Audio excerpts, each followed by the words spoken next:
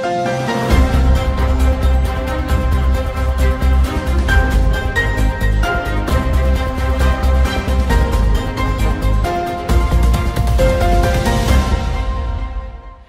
वालेकुम।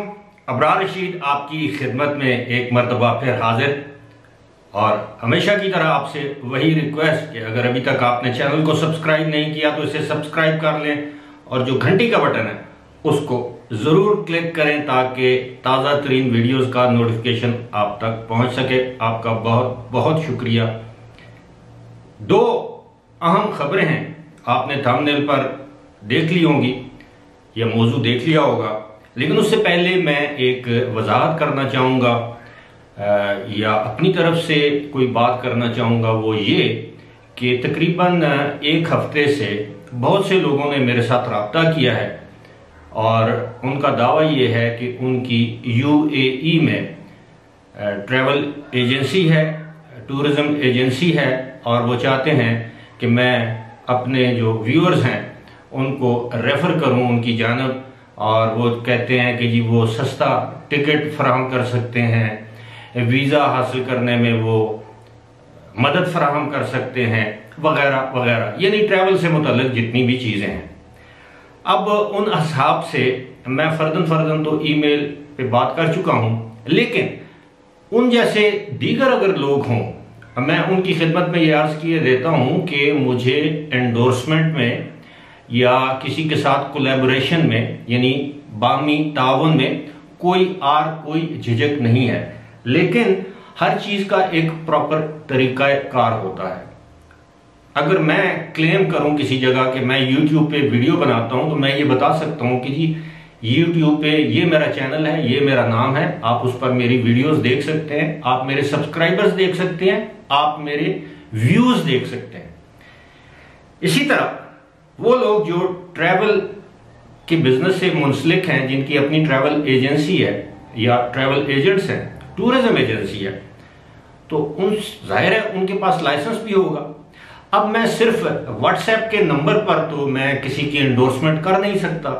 आपको मालूम है, मैं सबको नहीं कह रहा, लेकिन आपको मालूम है कि यूएई में व्हाट्सएप ग्रुप, फेसबुक ग्रुप जो है वो बहुत ज्यादा फ्रॉड कर रहे हैं, लोगों को दोनों हाथों से लूट रहे हैं, वीजा दिलवाने की लालच में, टिकट सस्ता दिलवाने की लालच में। लिहाजा वो लोग जो जेन्युइन लोग हैं, जो चाहते हैं कि मैं उनकी ट्रैवल एजेंसी का नाम अपने व्यूअर्स के साथ शेयर करूं या उनका कोई 5-7 सेकंड का ऐड है वो मैं इस पर चलाऊं, तो उनसे मेरी गुजारिश है कि अगर आपके अपने नाम पर आपकी ट्रैवल एजेंसी का लाइसेंस है या कंपनी है जिसको LLC कहते हैं, लिमिटेड लायबिलिटी कंपनी, यूएई में रजिस्टर्ड है, और आप बाकायदा लाइसेंस याफ्ता ट्रैवल एजेंट हैं, तो क्यों नहीं, मैं तो ये काम करने के लिए तैयार हूं। लेकिन आपको पता है कि कोलैबोरेशन के भी कुछ लवाजमात होते हैं, प्रमोशन के भी कुछ लवाजमात होते हैं, और जिसमें सबसे पहली शर्त यह है कि मेरे पास सबूत होना चाहिए कि जिस बंदे को मैं एंडोर्स कर रहा हूं, जिसको मैं रेफर कर रहा हूं अपने व्यूअर्स की जानब, वो बंदा जेन्युइन है और उसकी ट्रैवल एजेंसी का लाइसेंस है। अगर आप मुझे अपने लाइसेंस की कॉपी भेजेंगे तो फिर बात आगे बढ़ सकती है, वरना नहीं।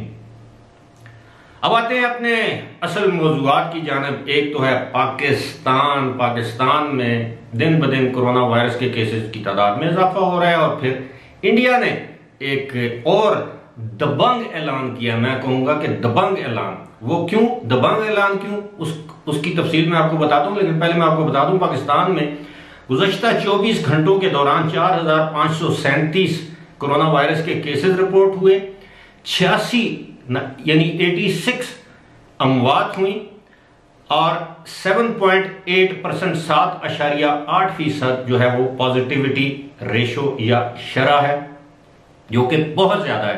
कराची में बताया जा रहा है कि 23 से 26 तक ये पॉजिटिविटी शरह है, और इसी की वजह से अब कराची में लॉकडाउन का ऐलान किया गया है। सिंध गवर्नमेंट ने 8 अगस्त से, ये मैं आपको, ये मेरे सामने अभी ताज़ा तरीन ये खबर आई है, मैं आपके सामने ये पेश कर देता हूं कि सिंध की गवर्नमेंट ने ये कहा है कि the Sindh government has decided to impose an immediate lockdown till August 8 as the province continues। अब ये कराची तक नहीं है ये लॉकडाउन, सिंध पूरे में लॉकडाउन का ऐलान कर दिया गया है 8 अगस्त तक।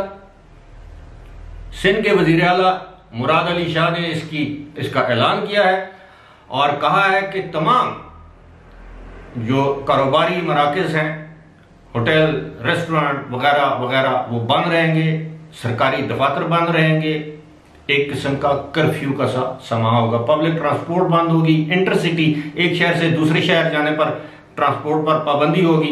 अलबत्ता इससे इस्तिस्ना हासिल होगा, खाने पीने की जो टेक अवे जिसे हम कहते हैं, कोई रेस्टोरेंट है, तंदूर है, फार्मेसी है यानी केमिस्ट की शॉप है, वो मुस्तस्ना होंगी। इसके अलावा जो सब्जी, फ्रूट, खाने पीने की अशिया, पेट्रोल लेके जाने वाली जो गाड़ियां हैं, गुड्स ट्रांसपोर्ट जिसे हम कहते हैं, वो भी मुस्तस्ना होंगी। बाकी हर चीज पर 8 दिन तक के लिए, बल्कि 9 दिन के लिए पाबंदी आयद कर दी गई है। एक किस्म का कर्फ्यू का सा समा होगा।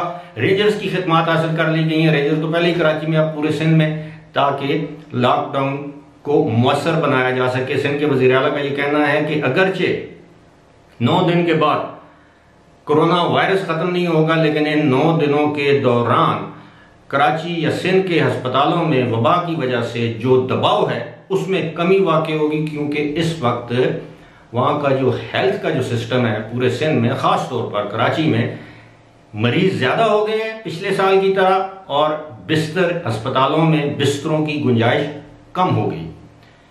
अब आते हैं जनाब अगले मौजू की जानब, इंडिया का दबंग ऐलान। इंडिया की गवर्नमेंट ने, यानी वहां की सिविल एविएशन अथॉरिटी ने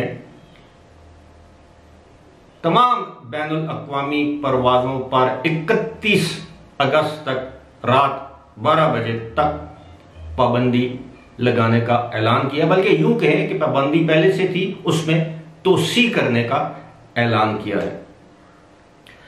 आपको याद होगा कि 2020 के मार्च में इंडिया ने पाबंदी लगाई थी। उसके बाद इंडिया ने 28 मुल्कों के साथ एक बबल एग्रीमेंट उसे कहते हैं साइन किया था, यानी जिनको हम आप ये कह लें कि रिपेट्रिएशन फ्लाइट्स, यानी भारत की एयरलाइंस और दीगर मुल्कों की एयरलाइंस के दरमियान एक मुआहदा हुआ कि वो एक दूसरे ममालिक से इंडियन जो रेजिडेंट्स थे उनको रिपेट्रिएट करें, जो इंडियन बाहर के ममालिक में फंसे हुए थे। उसको वंदे भारत या पता नहीं क्या कौन से ऑपरेशन का नाम दिया गया था, बहरहाल वो रिपेट्रिएशन ऑपरेशन था। लेकिन इस वक्त इंडिया ने तमाम अपने बबल एग्रीमेंट्स खत्म कर दिए हैं। 31 अगस्त तक तमाम इंटरनेशनल फ्लाइट्स पर पाबंदी का ऐलान किया है। अब यूएई अगर फ्लाइट्स खोलता भी है तो इंडिया इजाजत नहीं देता, तो इंडिया से यूएई की फ्लाइट्स नहीं जा सकेंगे, यूएई से इंडिया फ्लाइट्स नहीं आ सकेंगी। अब मैं इसको दबंग क्यों कहता हूं, मैं आपको बताता हूं। अब मुमकिन है इंडियन गवर्नमेंट अपने शहरियों की सहूलत के लिए खुसूसी परवाजों की इजाजत दे दे कि वो लोग जो फंसे हुए हैं यूएई के मुस्तकिल रिहायशी, वहां के रेजिडेंट जो इस वक्त इंडिया में फंसे हुए हैं, उनको वन टाइम जाने की इजाजत दे दी जाए आफ्टर कोविड-19 टेस्ट, वैक्सीनेशन, ब्ला ब्ला। लेकिन दबंग ऐलान इसलिए है कि इस वक्त IATA जैसे कहते हैं, इंटरनेशनल एयर ट्रांसपोर्ट एसोसिएशन, उसने बारहा इंडियन गवर्नमेंट से अपील की है कि आप इंटरनेशनल फ्लाइट पर से पाबंदी हटा दें, मखसूस फ्लाइट्स को इजाजत दें, मखसूस एयरलाइंस को इजाजत दें, गुंजाइश कम कर दें। लेकिन उन्होंने कहा कि नथिंग डूइंग। ये होती हैं हुकूमतें। अब ये नहीं कि मैं खाम में मैं इंडियन गवर्नमेंट की मैं कोई तारीफ कर रहा हूं, लेकिन जब अगर आप किसी चीज पर डट जाएं अपने कौमी मफाद की खातिर, तो इस तरह डटा जाता है। ऐसे नहीं कि आप आज एक फैसला करें, कल दूसरा फैसला करें। फैसले में मुस्तकिल मिजाजी होनी चाहिए। उसमें फिर आपको ये नहीं देखना चाहिए कि नफा क्या है और नुकसान क्या है। अपने मुल्क का नफा सोचना चाहिए, अपनी अवाम का मुफाद सोचना चाहिए। इसलिए मैं समझता हूं कि ये एक दबंग फैसला है। अलबत्ता कार्गो फ्लाइट्स जो हैं, यानी जो एक्सपोर्ट करती हैं चीजें, आना जाना इंडिया से बाहर और इंडिया के अंदर, उन पर पाबंदी नहीं होगी। अब देखते हैं 31 अगस्त तक इंडिया की क्या सूरत हाल होती है। यूएई से इंडिया की फ्लाइट्स और इंडिया से यूएई की फ्लाइट्स खुलती हैं नहीं खुलती। 7 अगस्त का वक्त तो दिया गया है, लेकिन ये तो वक्त साबित करेगा कि अब ऊंट, बद्दू का ऊंट किस करवट बैठता है। फिलहाल इसी के साथ मुझे दीजिए इजाजत। खुदा हाफिज।